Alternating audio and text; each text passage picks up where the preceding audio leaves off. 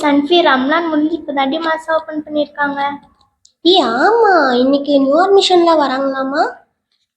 ஆமாங்க, யார் வர்றாங்கன்னு பார்க்கலாம். அஸ்ஸலாமு அலைக்கும்.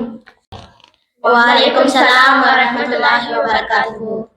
இவங்கெல்லாம் என் ஸ்கூல் தான் படிக்கிறாங்க. ஏன் சுஹானா நீ மட்டும் சோகமா இருக்க?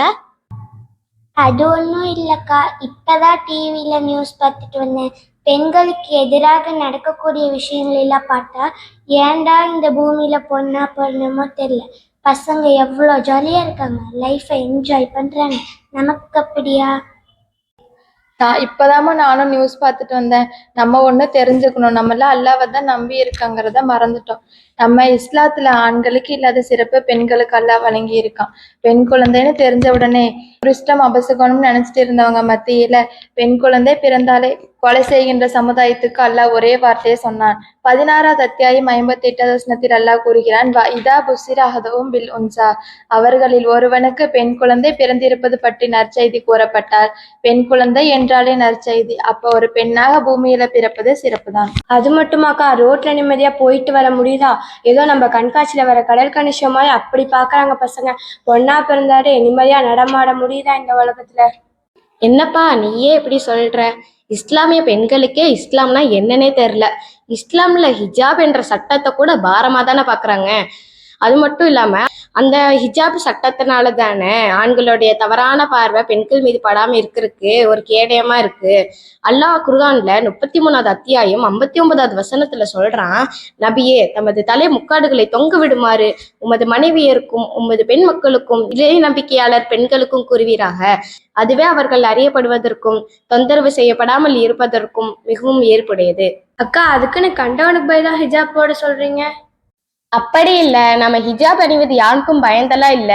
அல்லாவுடைய கட்டளை நேசித்து உலகம் என்னை பார்க்கும் விதத்தை விட அல்லாஹ் என்னை பார்க்கும் விதம் தான்ப்பா எனக்கு முக்கியம். இது மட்டுமாக்கா, இதெல்லாம் கடந்து கல்யாணம்னு ஒண்ணு வரும் பாருங்க.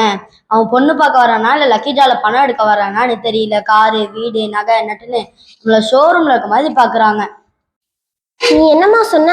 கல்யாணம் வரதட்சணைன்னு பேசினியே, திருமணம் என்ற ஒரு விஷயத்த பத்தி அல்லாஹ் என்ன சொல்றானா? வஹத்ன மின்கும் மீசாகன் கலீலா, உங்களிடம் அவர்கள் உறுதியான உடன்படிக்கை செய்திருக்கிறார்கள். இன்னும் ஒரு ஆண் திருமண விஷயத்துல ஒரு பெண்ணை அவளுடைய சம்பந்தம் இல்லாம அடைய முடியாது.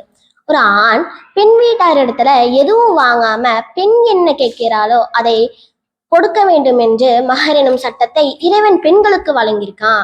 வா துனிசா சதகாதிஹின்ன நிஹ்லா, பெண்களுக்கு அவர்களின் மனக்கொடைகளை மனப்பூர்வமாக கொடுங்கள்.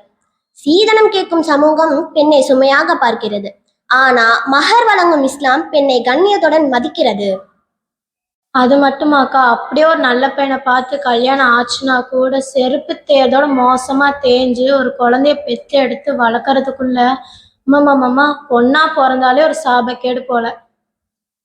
ஆமா, நீ என்ன தாய்மை பற்றி இவ்வளோ சளி பணிஞ்சுக்கிற? தாய்மை என்பது வர மாதிரி, இஸ்லாத்துல தாய்மை என்பது வர பிரசாதம் மாதிரி. நான் ஒரு லிஸ்ட் போடுறேன் பாரு. தாய் தந்தையோட வேலையை குழந்தைகள் நல்லபடியா வளர்த்தினா மட்டும்தான். அப்படி மட்டும் செஞ்சா போதும், என்னெல்லாம் நடக்கும் பாரு.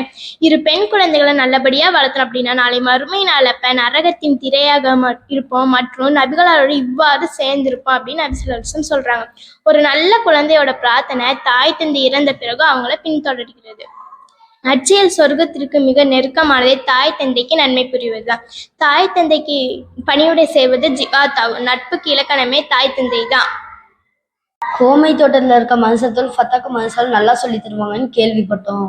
ஆனா இவ்வளோ நல்லா சொல்லி தருவாங்கன்னு எதிர்பார்க்கல. அல்ஹம்துலில்லாஹ், இனிமேல் பொண்ணா போறத நினைச்சு கவலைப்பட மாட்டோம்க்கா.